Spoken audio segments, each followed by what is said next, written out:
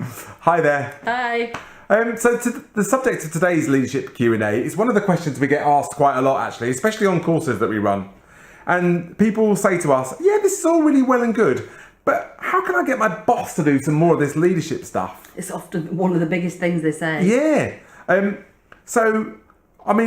first thing I guess that we would say is it's really easy to get frustrated because they're not doing it, but we'd say try and change that a little bit and get fascinated. Yeah. Think about, right, so why are they not doing it? Is it because they don't want to and they just can't be bothered? Or is it actually because they don't know how to? And actually, once you can understand whether it's a willingness or an ability issue, then at least you know what you're working with. Yeah, and don't forget one of our favourite phrases, they're probably doing the best they can with all of their available resources. Definitely. We'd always say that to people. Yeah. So yeah, it's about finding out, isn't it, really? Definitely. So we've got four really big, what we think are some really big hints and tips to share with you today. Yeah, so the first one we would say is you almost need to show them what good looks like and subtly tell them what you need from them. So it could be something like, ooh, I need a bit more clarification about that, or, ooh, can you just explain that to me again because I need a bit more information.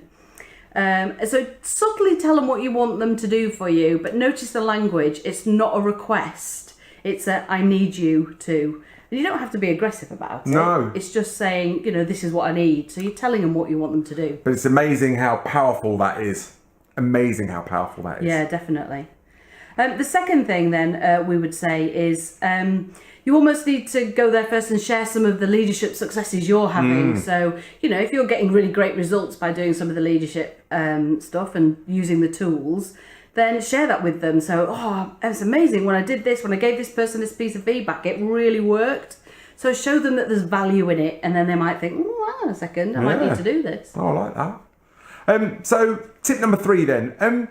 It's really easy, I guess, to criticise your leader when they do something that you're not happy with. But it's really powerful, and we've seen the impact of this quite a lot, is to appreciate it when they do something that really works for you. So, for example, say you're sharing a problem or an issue you're having with them. Tell them, I really appreciated the fact that you spent some time with me talking through the issues that I'm having in the team. Or if you have a really great one-to-one where they ask you about you and what sort of things are going on for you, tell them that you really appreciate it and it added a lot of value for you. Because again, you're subtly telling them what it is you want them to do. Yeah, properly reinforcing that behaviour, aren't Definitely. you? And it's humans that we're always going to like that. Absolutely. Just remember, as Elizabeth said earlier, they're probably doing the best that they can with all the available resources.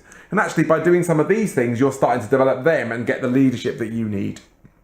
So finally then, and sort of along the same track, if you like, one of the things that we would absolutely advocate is demonstrating a bit of humility.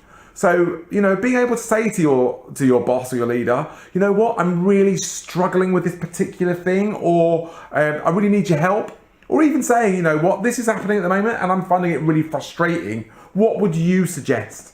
Because it's a subtle way of saying to your leader, these are the sorts of conversations that I am, as one of your line reports, I'm comfortable having this conversation with you. And actually, I really appreciate and acknowledge your help and support.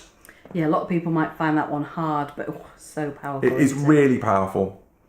So there you have it, our 4 hints and tips of how to get your boss to do a bit more of the leadership stuff and to help you. Now, that might sound like there's a lot of onus on you to do stuff, but I guess that is true, it is. But actually you can really help them and develop them just by doing some of those things. I'm smiling because the golden rule of leadership, develop your people to a point where you're no longer required. That's not a hierarchical thing. Your boss is still one of your people. Definitely. So if you can really develop your people to a point where you're no longer required by using some of those hints and tips, we've tried it and it has worked for both of us. Not always straight away, but it does work. Try it and let us know how you get on. Yeah, and obviously keep sending in your questions for the Q&As. Please give us some feedback if you find them useful. But until next time, see you soon. Bye.